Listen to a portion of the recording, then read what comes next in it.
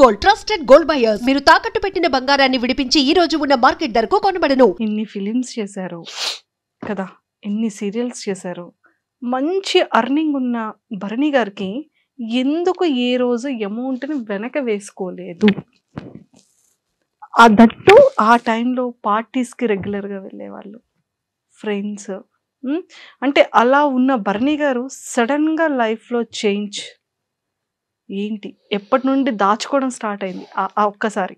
There are no good friends, no bad friends. మన friends bad, friends good అని మనం చెప్పలేం. ఫ్రెండ్ అంటే ఫ్రెండే. ఫ్రెండ్ అని పేరు పెట్టామంటే రెండు ఉండవు, గుడ్ బ్యాడ్ ఉండదు. ఫ్రెండే. ఫ్రెండ్షిప్లో బ్యాడ్ ఉండదు, గుడ్డే ఉంటుంది. మన ఎదుగుదలకు కానీ, మన సక్సెస్కి కానీ, మన డౌన్ఫాల్కి కానీ, మన హ్యాపీనెస్కి కానీ, మన పీస్ ఆఫ్ మైండ్కి కానీ, మన ఫైనాన్షియల్ ఫ్రీడమ్ కానీ మనమే కారణం అండి. ఎవ్వరు కారణం కాదు దానికి. మనం చేసుకున్న స్వయంకృత అపరాధం, మనం చేసుకున్న పొరపాట్లు, తప్పు అని తెలుసు కూడా చేసిన తప్పులు, ఇవన్నీ యాడ్ ఆన్ అవుతాయి. అంటే నిజంగానే చాలా మందికి ఆలోచన వస్తుంది, భరణి అంటే నేను ఇన్ని ప్రాజెక్ట్స్ చేసిన తర్వాత డబ్బులు అంటే ఒక బ్యాకప్ ఉండాలంటే మంచిగా సెటిల్ అవ్వాలని చెప్పి, సెటిల్ అయ్యి ఉంటాడని చెప్పి అనుకుని ఉంటారు. కానీ నేను అది వచ్చిన డబ్బు వచ్చినట్టే ఖర్చు అయిపోయింది. అది ఎలా ఖర్చు అయింది ఇంక అడగండి. అది మేబీ మీరే అన్నారు కదా పార్టీస్ అని, అలా అని అది ఇంకంతే. దానికి ఒక లెక్క అది ఉండేది కాదు. అంటే ఇంత వచ్చింది ఇంత సేవ్ చేసుకోవాలని చెప్పి ఆలోచన ఉండేది కాదు.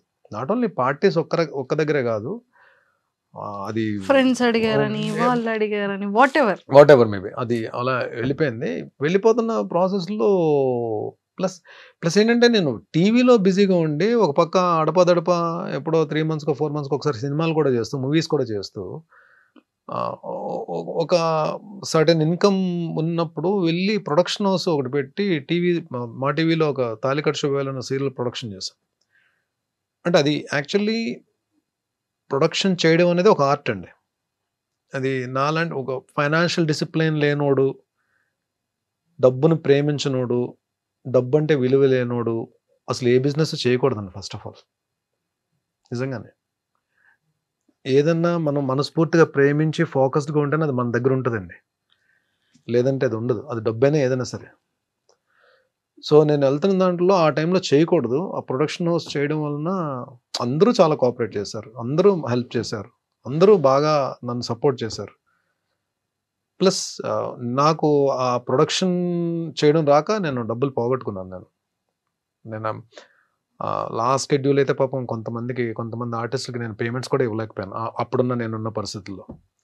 ఏవైతే ఇంట్రెస్ట్లకి తెచ్చిన అమౌంట్స్ అయితే ఉన్నాయో అవి క్లియర్ చేయగలిగాను తప్ప లాస్ట్ షెడ్యూల్ నేను కొంతమందికి పాపం నేను ఇవ్వలేకపోయాను. బట్ వాళ్ళు కూడా తెలిసిన తర్వాత ఆర్టిస్టులే కాబట్టి కొంతమంది బాధపడి ఉండొచ్చు, కొంతమంది మాత్రం సరే డబ్బులు బాగా పోయాయి కదా అని చెప్పి కొంతమంది, అంటే లాస్ట్ షెడ్యూల్ వరకు అయితే మొత్తం క్లియర్ చేస్తాను, అందరికి ఎవరికి ఇది లేదు. కొంతమందికి నేను ఇవ్వలేకపోయాను, వాళ్ళు కూడా అడగలేదు. బట్ డెఫినెట్లీ వాళ్ళకి ఏదో రోజు నేను పిలిచి మరి నేను అంటే చిన్న పెద్ద అమౌంట్లు ఏం కాదులేండి. ఆ లాస్ట్ షెడ్యూల్ అంటే ఏముంటాయండి, మేము 3-4 days వర్కింగ్ డేస్ పేమెంట్స్ ఉంటాయి. అలా అవి ఒక 3-4 అంతే. ఇది ఏ ఇయర్లో సార్ జరిగింది? ఇది 2015 అండి. 2015 నుంచి 2016 అన్నిలో టాప్ మంది తగిలిందండి. అంటే తెలుసు చాలా పెద్ద అమౌంట్ పోయిందని తెలుసు. బట్ ఆ 2011-2012లోనే నాకు ఒక అద్భుతమైన వ్యక్తి పరిచయం అన్నారు నా లైఫ్లో. ఆరెంజ్ ఫిలిం నుంచి నాగబాబు సార్. ఆయన డబ్బులు పోగొట్టుకుని ఉన్నారు. నేను ఇక్కడ సీరియల్ అయిపోయిందని తెలుసు. మార్నింగ్ 6:30 కాల్ వచ్చింది నాకు. ఎక్కడున్నావు అంటే ఇంట్లో ఉన్నానంటే పలానా చోటకి రా అని చెప్పన్నారు. వెళ్ళాను. నేను ఇద్దరం కాఫీ తాగుతూ కూర్చొని మాట్లాడుకుంటున్నాను.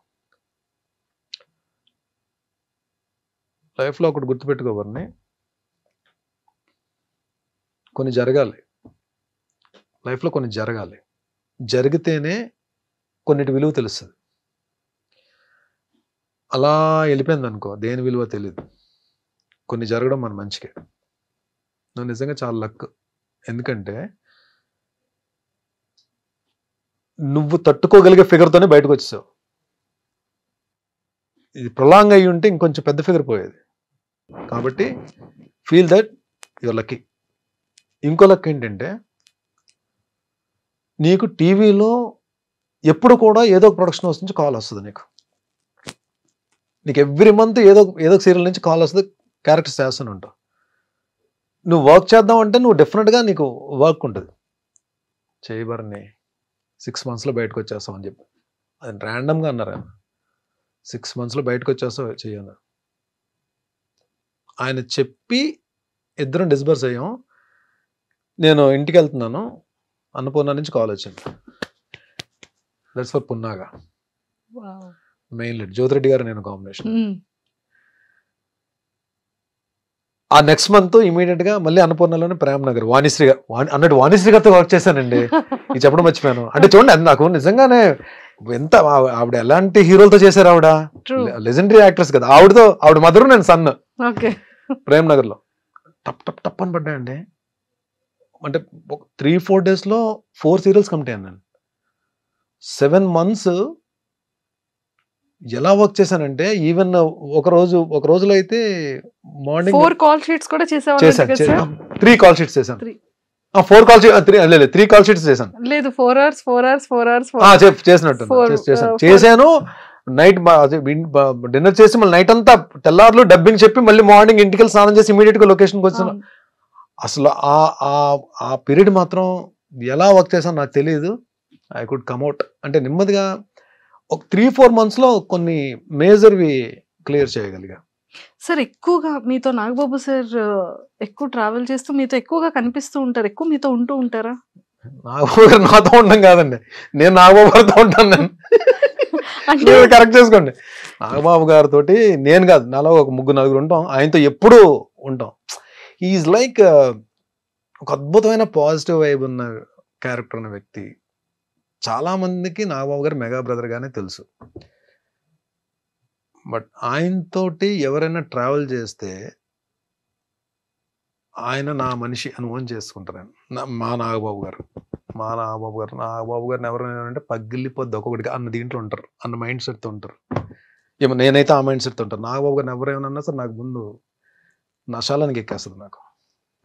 బికాజ్ చాలామంది ఏమి ఇస్తారండి, మహా అయితే అన్నదానం చేస్తారు, లేదంటే వస్త్రదానం చేస్తారు, లేదంటే డబ్బులు సాయం చేస్తారు. హెల్త్ దానం చేసే వాళ్ళు ఏమన్నా చూసారు మీరు? ఫ్రెండ్స్లో ఎలా ఉంటారు? ఈవినింగ్ 5:30కి మరి అక్కడికి వస్తే పదా అని చెప్పి అంటారు కదా, అవి ఉండవు. మార్నింగ్ 6కి కాల్ వస్తుంది, ఏ టైం జిమ్కి వస్తున్నాం అని చెప్పి. మేము ఎవ్వరం కూడా పాకెట్ నుంచి ₹1 కూడా తీయనివ్వరు జిమ్కి కట్టడానికి. ఇయర్లీకి సరిపడే ఫీజు అపోలోలో ఆయనే కట్టేస్తారు, మా జిమ్ ఫీజు అంతా.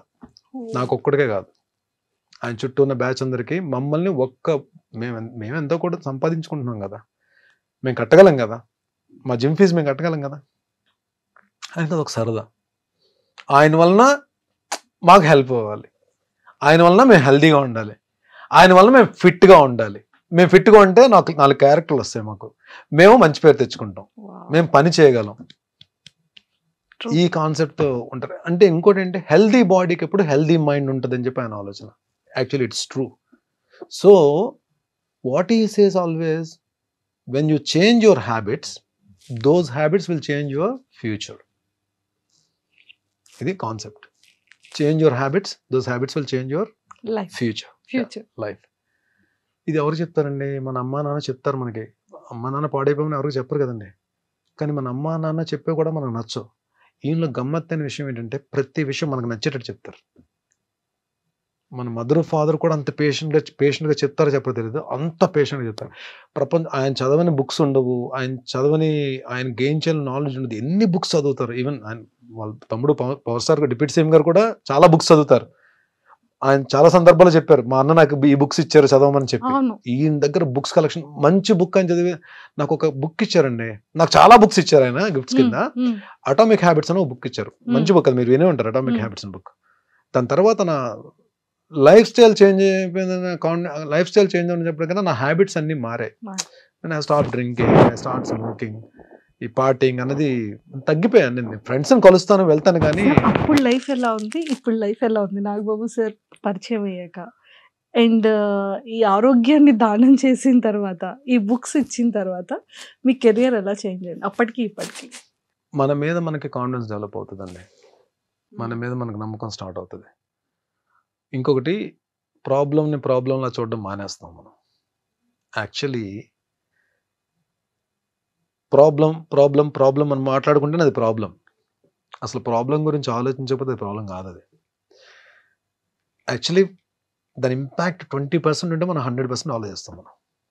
యాక్చువల్లీ అది మహా అయితే 20% చేయగలుగుతాము. బట్ సొల్యూషన్ లేని ప్రాబ్లం అంటూ ఉండదు. ప్రతి ప్రాబ్లంకి సొల్యూషన్ ఉంటుంది, కానీ దాన్ని మనం ఎక్కువ ఆలోచించేస్తాం. ఎప్పుడైతే మీరు ఈ ఫిట్నెస్ జోన్లోకి వచ్చేసారో, మీరు హెల్త్ దీంట్లోకి వచ్చేసారో, మీ బాడీయే కాదండి, మీ మైండ్ కూడా హెల్తీగా ఆలోచించడం స్టార్ట్ చేస్తుంది.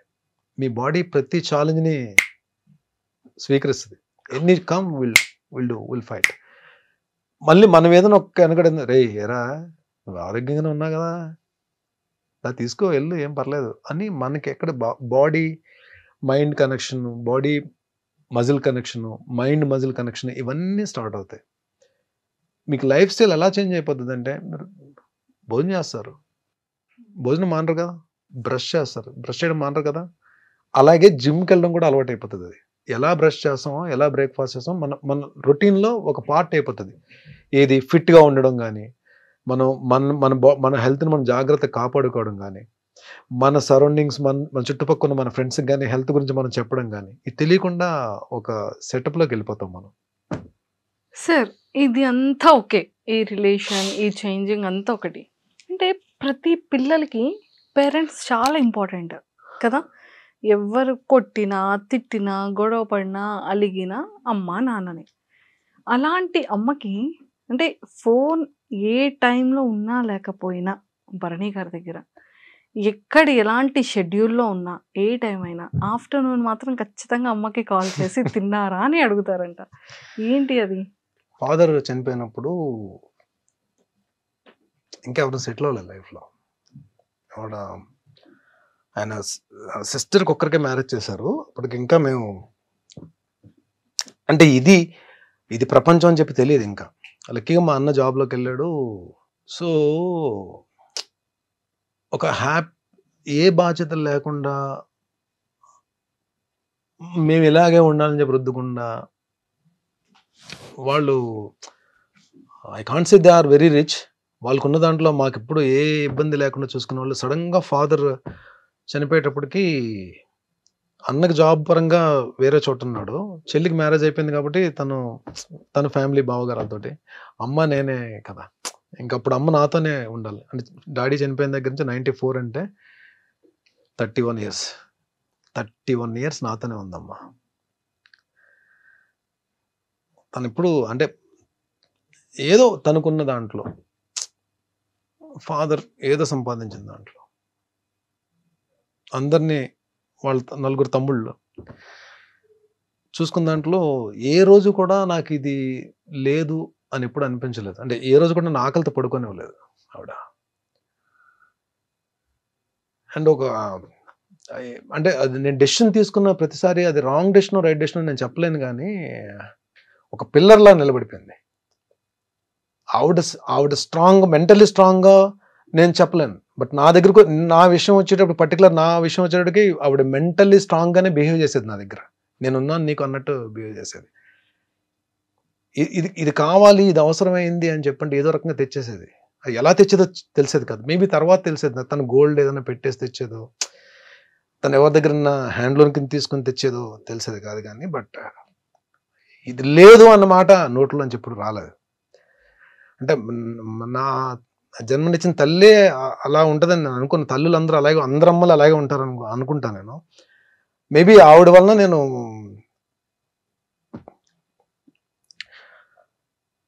I respect. అందుకే నా లేడీస్ అంటే నాకు చాలా respect. That's the reason. Maybe my mother. Sorry, నాకు షీఈస్ అ గ్రేట్ ఉమెన్. చాలా మంచి అమ్మ. అదేంటి అమ్మలందరూ మంచి వాళ్ళండి, నాకు ఇంకా ఎక్కువ మంచి అమ్మ దొరికింది నాకు. ఒక చిన్న భరణి సార్ని చూసాం ఇప్పుడు. సారీ మంజుష గారు, కొంచెం నేను Sir, అది sorry. కంట్రోల్ చేసుకుందాం అనుకున్నా, కంట్రోల్ అవ్వలేదు. కానీ సెట్ లో ఉన్న వాళ్ళందరికీ కరెంట్ వాటర్ వచ్చింది. మీ కళ్ళ నీళ్ళు వచ్చి ఇంకా అది ఇంకా నాకు ఆపుకోలేకపోయింది. వచ్చింది. అమ్మ కదా. అమ్మ. సో వాళ్ళ తర్వాతే ఏ ప్రపంచం అయినా. అంతే ట్రూ. Super sir. సార్ ఏదో ఇందాక స్టార్టింగ్ లో చెప్పారు మమ్మీ ఏదో అన్నారు అన్నారు అని. ఏం సార్? ఏదండి? మీరు ఒక రియాలిటీ షోకి అడుగు వేయబోతున్నారు. నేను ఒక షోకి వెళ్తున్నానమ్మా అని చెప్పంటే క్యాజువల్గా తీసుకుంది. అవునా ఓకే అని చెప్పిన తర్వాత ఏ షోకి వెళ్తున్నానో చెప్పాను నేను. అని చెప్పంటే సరే ఓకేనన్నా అని చెప్పాను. ఎప్పుడు వెళ్తున్నావు అని చెప్పంటే ఇలాగా వెళ్తే మోస్ట్లీ 5th or 6th వెళ్ళొచ్చమ్మా అని చెప్పాను.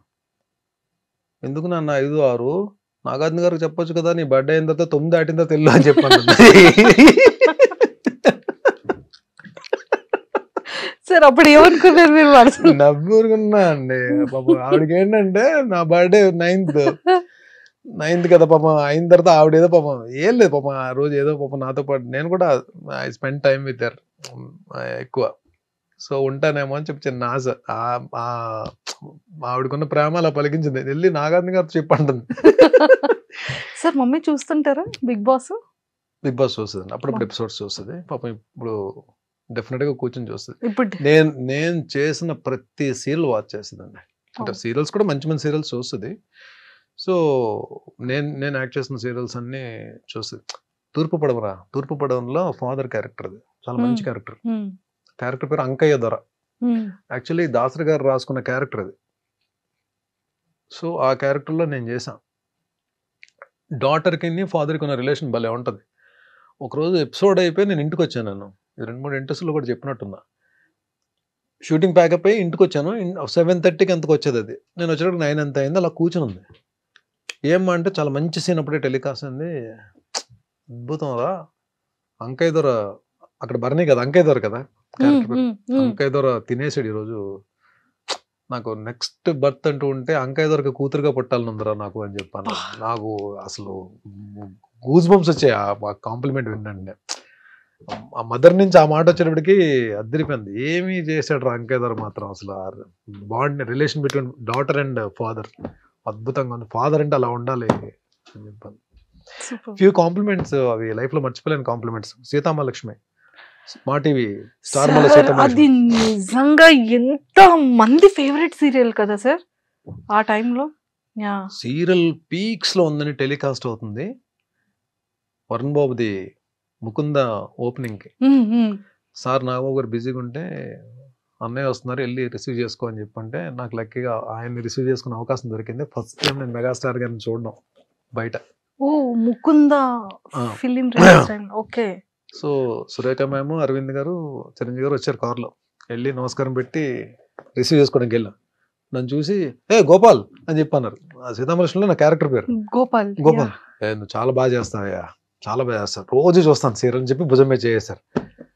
అయిపోయిందండి. ఇంకా నేను ఒక్కటే అనుకున్నాను, చాలరా బాబు ఇండస్ట్రీకి వచ్చి మనం ఏం సాధించామని ఎవరైనా అడిగితే మెగాస్టార్ భుజం మీద చెయ్యేసి నా సీరియల్ క్యారెక్టర్తో నన్ను పిలిచారు, రోజు నీ సీరియల్ చూస్తానని చెప్పి అన్నారు. ఇది ఒకటి చాలరా నాకు, ఈ మైల్ స్టోన్ చాలు అని అనుకున్న మనసులో. అంతా హ్యాపీ అనిపించింది. ఈ రోజు కండి బయట ఎక్కడైనా నేను కనబడితే చిరంజీవి గారు నా పేరు బర్నీ అని తెలుసు, బట్ హీ కాల్స్ మీ గోపాల్ అని పేరుతో పిలుస్తారు. అది మామూలు మ్యాటర్ కాదు అసలు. True sir. అలానే సాయిధరం తేజ్ గారితో కానీ వరుణ్ తేజ్ గారితో కానీ. సాయిధరం తేజ్ నేను మీ ఇద్దరం ఒకటే జిమ్, అపోలో జిమ్. నాకు ఒక తమ్ముడు నిజంగా అంటే నాకు అన్నయ్య చెల్లి ఉన్నారు. ఒక తమ్ముడు ఉంటే ఎలా ఉంటుందో తేజ్ అలా ఉంటానండి. అసలు ఎంత అసలు ఏదో నన్ను ఎక్కువ తమ్ముడు ఒక అన్నయ్యని ఆట పెట్టిస్తే ఎలా ఉంటది, అంత సరదా ఉంటుంది. అసలు అంత ఎనర్జీ అంటే నన్ను చూడగానే గుడ్ మార్నింగ్ ఆఫీసర్ అంటాడు. నేను కూడా ఆయన ఆఫీసర్ అని పిలుస్తాను. ఆ ఎనర్జీ లెవెల్స్ కానీ అసలు మనసు ఎంత మంచి, ఎంత కల్మషం ఉండదు. అంటే తనకి మనుషులు అంటే చాలా అభిమానం అండి, చాలా ప్రేమ. అసలు అంటే ఒక్కసారి కానీ తను క్లోజ్ అయ్యారా సాయిధరం తేజ్ మనం వదులుకోలేం. అంటే ఆయన ఎక్కడున్నా సరే మనకెళ్ళి పలకరించాలనిపిస్తుంది. ఈవెన్ దో స్టార్డమ్ వచ్చేసిన హీరో కదా, ప్లస్ ఇండస్ట్రీలో అందరికీ కూడా ఒక పేరు ఉందంటే చాలా మంచి హీరో, మా హీరో సాయిధరం తేజ్ అని అనుకునే హీరో నిజంగా బంగారం అండి. ఒక మాటలో చెప్పాలంటే గోల్డ్. ఆయన మనసు నిజంగానే భగవంతుడు ఆయనకి మంచి హిట్స్ ఇచ్చి మంచి కెరీర్ ఇవ్వాలి. అంటే already he built a very good career. రాబోయే సినిమాలన్నీ పెద్ద హిట్ అవ్వాలని కోరుకుంటున్నాను తేజ్వి. సార్ అప్కమింగ్ ఫిలిమ్స్ ఏంటి? మాస్ జాతర ఒక ఎపిసోడ్ ఉంటుంది నవీన్ చంద్ర గారిది నాది. సో అఖండ 2 ఒక సెటప్ ఉంటుంది, అది వేరే యాక్షన్ సీక్వెన్స్. విశ్వంబర టోటల్ మా గెటప్స్ వేరు, మా సెటప్ వేరు, అది వేరే లోకల్లో ఉంటాం మేమంతా. సో అప్కమింగ్స్ మూవీ సంబరాలు ఎటుగట్టు ఎస్టీ సాయిధరం తేజ్ గారిది. దాంట్లో నాది లక్కీగా నేను అంటే ఈ బాలీవుడ్ స్టార్స్ తో గోపాల మిథున్ చక్రవర్తి గారు కాంబినేషన్ చేశాను త్రూ అవుట్ క్యారెక్టర్. వాళ్ళ తర్వాత ఇప్పుడు సంజయ్ దత్ గారు కాంబోలో చేస్తున్నాను నేను. ఆయన కాంబో ఉంటుంది, నా సీన్స్ నాకుంటే ఒక సీన్ అయితే ఓన్లీ ఆయన నేను ఇద్దరే ఉంటాం సీన్ లో. ఒక మంచి సీన్, మంచి character. Super. And Sai Dharam Tej గారికి మీకు ఒక మంచి ఈ ఆఫీసర్ ఇది చెప్పారు కాబట్టి, తేజ్ గారికి ఫీమేల్ ఫాలోయింగ్ చాలా ఎక్కువ కదా. అంటే లైక్ ఏ అమ్మాయిలు చూసినా కూడా కొంచెం బ్లష్ అవుతూ ఉంటారు. సో ఆ పాయింట్ లో ఎప్పుడైనా నేర్పిస్తూ ఉంటారా? అంటే ఆ టాపిక్ ఎప్పుడు నడవదు, కానీ ఆయన నా మీద జోక్ క్లాస్ ఉంటారు, నేను ఆయన మీద జోక్ క్లాస్ ఉంటాను. కానీ ఇప్పుడు అమ్మాయిల టాపిక్స్ అయితే తీసుకురాలేదు. బట్ జిమ్ లో డెఫినెట్ గా అంటే మంచి అబ్బాయిని, అందులో మంచి బిల్ట్ ఉంటుంది, బాగుంటాడు. ఏ అమ్మాయి ఇష్టపడరండి, అందరూ ఇష్టపడతారు కదా డెఫినెట్ గా.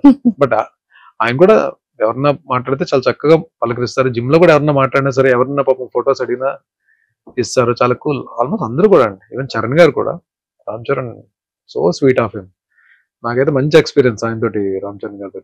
అంటే ఆయన కూడా ఏంటంటే ఈ ఫిట్నెస్ జోన్ లో ఉన్న ఫిట్ గా ఉన్న వాళ్ళని కూడా ఆయన లైక్ చేస్తారు. మొన్న ఈ వాల్తర్ వీరయ్య సక్సెస్ ఫంక్షన్ లో వరంగల్లో చేస్తున్నప్పుడు నేను అప్పటికి వినయ విదయరామ్కి తర్వాత ఇప్పటికి బాగా లీన్ అయ్యాను నేను. సో చూసిన ఆయనే ఇదేం ఫిట్నెస్ బాబు అని చెప్పి మళ్ళీ ఆయన చిరంజీవి గారితో మాట్లాడుతాను, డాడీ ఈయన ఎలా అయిపోయారు చూడండి డాడీ అని చెప్పి స్టేజ్ మీద చెప్తున్నారు ఆయన. ప్లస్ ఆయన వెరీ గుడ్ ఆర్టిస్ట్ అండి. ఆ లొకేషన్ వాల్తర్ వీరయ్య లొకేషన్ వచ్చినప్పుడు నేను ఎక్కడో పక్కన ఉన్నా, నన్ను చూసి ఆయన